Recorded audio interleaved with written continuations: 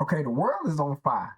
It's on fire about um Mike Vrabel and Danielle. Is it Danielle something? The reporter who was reporting all this stuff about AJ Brown being traded to the Patriots. Um, her and Mike Vrabel, shacking up, so to speak. They look pretty handsy right here. Well, I'm gonna show you. I'm gonna show you the pictures. It's gonna be the first thing I show. You just got to stick around after the intro. We're gonna talk about Jeffrey Lurie and just how good he's been as an owner of the Philadelphia Eagles. As a lot of people know, Jeffrey Lurie bought the Eagles 32 years ago. I want to say 32 years ago yesterday. He bought the Eagles. I missed it. I missed it. It was on April 6th. April 6th, he bought the Eagles. We're gonna talk about just how good Jeffrey Lurie has been since owning the Eagles. We're gonna get into that in the video. We're gonna also get into it's draft time, baby. It's draft time, so a lot of people are doing their research. A lot of people are looking around for great fits for the Philadelphia Eagles. They're going out to meet a lot of these young kids who's supposed to be coming into the wonderful world of the NFL. And I see some pretty good prospects, man. Pretty good prospects. I tend to think that the cornerback coach we have is very good because of what he's done with the New England Patriots. As far as being the cornerback coach for the New England Patriots, he brought a life of a lot of corners. One in which we have now with Jonathan Jones. Um, and he mainly goes after the corners that we went to go meet with. We got a corner from Central Arkansas, um, Sean Smith, and the guy measurables is off the mark. Like this draft is kind of deep with corners. If you can develop them, it's deep with corners. His he's got a 4.3 40. He had a vert of 40 and a half inches. He ran the 20-yard and 4.1 broad jump. He broad jumped 10 inches. This kid is athletic. To develop him can be big time. We also talked to another corner, by the name of Kerryon Hootie, and pretty much a 4.3 guy. I got some videos to show you of this kid where he could be really, really good. This guy could be really, really good. From what I'm saying, he's out of Wake Forest. We're gonna shift to the offensive line. The offensive line, Isaiah World from he's a tackle from Oregon. And he tore his ACL this past season, so he's gonna fall. He's not gonna play right away, so he's not gonna be in the first round. You get a first round talent. After ACL tear though, probably later on in the draft, depending on who wants to take the chance on the ACL tear. We tend to do that. We tend to do that. We'll grab a guy who done fail later on because of what he's done already. So I don't put that past the Eagles to do something like that. Also, there's a quarterback out of Rutgers. I'm sorry, and Anthony. Oh well, yeah, Anthony. I can't say his last name. I ain't gonna try, but I got some film for you guys to check out, and it's very Jalen Hurts like. Now, I hate to say this because he's coming out of college, and the film that I've seen, I'm impressed with. Some pretty good balls he threw. Yeah, he threw some pretty good balls. Downhill thrower like a. Pretty much Jalen Hurts, like he leads the guys. He's got a pretty good ball to be coming straight out of college. We won't even know who Kyle McCord is after watching this kid, dude. So I can't wait to really show it to you. And EJ Smith and Fred, it ain't Fred Duffy. Yeah, I think no, it ain't Fred Duffy. It's EJ Smith has a show where they talk football, Philadelphia Eagles stuff, and Dennis Suda out of Penn State. He's a rusher. He's gonna tell you why this might be the best rusher or a star rusher in the football or in this year's football league. So let's get into it. Yeah, I done fell so many times, but I got back up. I've been drugged through the mud, like it ain't been enough. I'm still going, still going, still going, still going, still going, still going, still going, still going. And I done felt so much pain that I wanna give up, but I can't stop now, cause I've been through too much. I'm still going, still going, still going, still going, still going, still going, still going, still going. Let's get straight into the let's get straight into the tea stuff, man. All right, so look, Mike Vrabel was seen with the reporter. I want to call her Danielle or something like that. But she was reporting the AJ Brown stuff of him wanting to leave. She knows that he'll be gone by this time. The Patriots are willing to do this. Like she was getting a whole lot of information a lot of people didn't know, and this is probably why. They look pretty lovey-dovey. They look pretty lovey-dovey out there, man. I don't know if Mike Vrabel was married or not. I don't know but it's gonna get it's gonna get pretty. The Patriots had Stephon Diggs and Cardi B, man. I think they're used to drama by this point. You know what I'm saying? But I just don't. I can't take nothing she say seriously when it comes to the Patriots now. You know what I'm saying?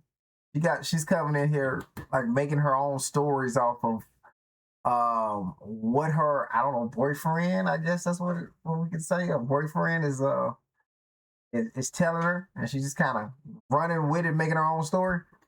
Yeah, so I was taking a lot of that stuff seriously. AJ Brown gonna be traded next week, you know what I'm saying? But no, so uh let me get into some of these this Jeffrey Lurie talk. Jeffrey Lurie, since taking over the Eagles 32 years ago. I'll read a little bit of his resume because Jeffrey Lurie been killing it. He's got 20 playoff appearances. He's got 12 NFC titles, NFC East titles. He's got 8 NFC championship game appearances. He's got 4 Super Bowl appearances, and he's got 2 Lombardi trophies. Jeffrey Lurie, man, is probably the best owner in the NFC East right now. I said it. And can't nobody put Jerry Jones up there. He got to be the worst. You know, but Jeffrey Lurie is got to be the best NFC East owner. You know what I'm saying? With everything he able to do, his values align with my values. I could have picked a better team. To be honest with you, man. I said Isaiah. We talked about Isaiah. Let's get into some of this tape. Let's get some of this tape. Carry on. I'm gonna try to say it. Fruity, from Wake Forest, cornerback, 6'1", 190 pounds. He ran a 4.340 in his pro day. Pretty good, pretty good. I'm gonna show some highlight film. Now this is his highlight film, guys. So we probably ain't gonna see no flaws or nothing like that, but I'm gonna put it up anyway.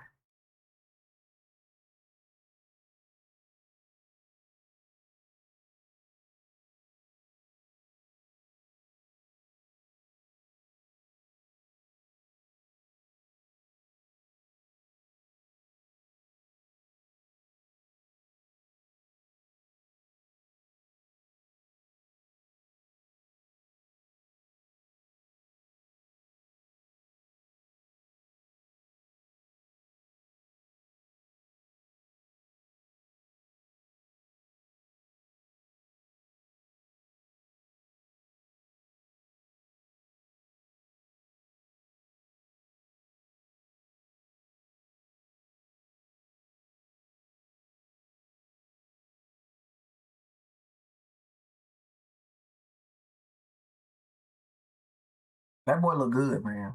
Like he look good. It is highlight films, but he do look good. You know, so I wouldn't mind having him in here. And all you got to do is develop these guys. These guys who ain't going first round, second round, just developing these guys, man. I think we got a coach who can do that. Like, and he likes long, pretty long, tall cornerbacks. So I think he'll do great with Reek Woolen. I think he'll do great with him, but I think he will do real good with this kid running as fast as he is. He's raw. You know, you can get him early. Anthony, I'm not even gonna try to say his last name. You know, but this quarterback out of Rutgers, I seen his tape before I put it up here. This is what I'm gonna say, man. The kid can run. He can pass. Good deep balls. You know how a lot of the time when if you see college quarterbacks throw deep balls, a lot of times the receiver got to slow down, come get the ball, or get a pass interference, or they're throwing it too far out. He's got a really good ball placement on these deep balls, and I'm gonna go ahead and let y'all see it right now.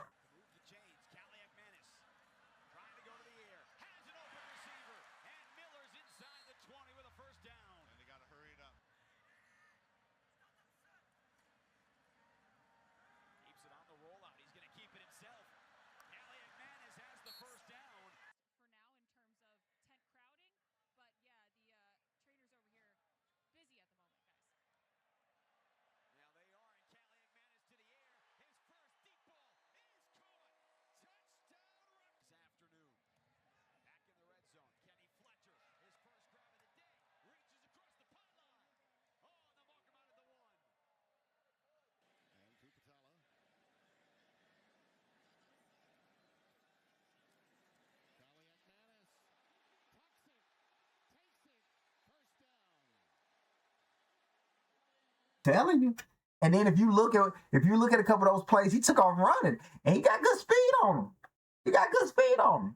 He ain't Lamar Jackson, you know. He might be a little slower than Jalen Hurts. But still good quarterback, man. You could probably get him in 5, 6. You can get him pretty late. They said the Eagles weren't the only people to want to meet with him. So, I think 5th, 6th round, somewhere around there. Dude, maybe the 4th round if you don't want to lose him. So, Dani Dennis Sutton. EJ Smith was talking about why this kid can be way better than he is projected. Dani Dennis Sutton. Everything about his profile, I love. I don't know why he's not talked about a little bit higher on this big board. 6'5", 268 from Penn State. He is a 3. I have 6'6". I had 6'5", maybe 6'6". Yeah. He's a 3-cone superstar. You want me to do this now? Sub 7 seconds. He's one of 2 guys who ran the 3-cone at the combine this year, which speaks to he knew he was going to do well. Yes. So this is from Fran's Draft Guide, which you guys should all become a diehard so you can get access to Fran's Draft Guide. A list of edge rushers who ran the 3-cone in 6.9 seconds or quicker that weigh over 255 pounds. Joey Bosa, Max Crosby, Aiden Hutchinson, Trayvon Walker, Odafe Owe, Sam Hubbard, Jordan Willis, and Kyle Fitz. Kylie Fitz. I apologize. It's okay. It's good company. So my pound the table. His relative athletic score is the 7th best of any edge taken in the last 10 drafts, according to Fran. My pound the table thing for Dani Dennis Sutton here, especially for the Eagles. He feels so much like an Eagles prospect. Those are great names to be up with. I can't. I got home. Them were some really good names. Max Cosby was in that. You know what I'm saying? Them are some good names to be up there with. And this kid, to be as big as he is, to be able to move like that, can be a problem. You gotta double team him problem. And if we get that at edge, good Lord, man. Good Lord, we'll probably make Vic Fangio stay around a little longer. So that's all I got, man. Y'all tell me what y'all think about those prospects, man. And don't listen to this Danielle girl no more. I called her Danielle. I don't listen to her no more. She in love. She gonna say whatever it is that benefit the Patriots. So and we out. Let's go, Birds.